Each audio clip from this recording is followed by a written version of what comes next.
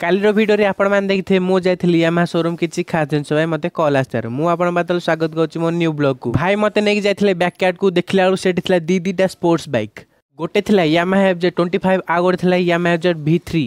मत कर दीटा bike checking तो मुझे फास्ट V3 को नहीं गोटे टेस्ट ड्राइव कारण से तार पिकअप आउ माइलेज जना पड़ो गाड़ी चेक कलापर मुझे जानी गाड़ी पिपिड साउंड बाहर तो मुझे कैंसल कली नेक्स्ट थी FZ25 तो तार देखला पछ टायर भी नाला चेन पकेट भी जाइला दीटा गाड़ी कैंसल कलापर फाइनाली गोटे रेड यूनिकॉर्न पसंद आसाला मुझे बुक करके बाहरी पड़ी आम घर को आमर जाइला बहुत लेट आमको जीवार आम घर को सबुठ बड़ कथा बांकी मार्केट रू आसो लगी झाड़ा तो सी रही न पारे गाड़ी को 80 स्पीड तड़ुला वर्षा भी आसो लगी कि से भितर आमको देखा कि शिव मंदिर जमती श्री श्री बाबा बालुकेश्वर मंदिर शौचालय आस जाता झाड़ा मुझे तार वेट कर आगे गलापर आमको देखा वंडरला केटा ब्रांच जोटा समझ गाँव में टिके अच्छी से ब्रांच कहनी से नाल कह आपण गाँव में छोट छोट ब्रांच अच्छे कमेंट सेक्शन में मत जनइबे आज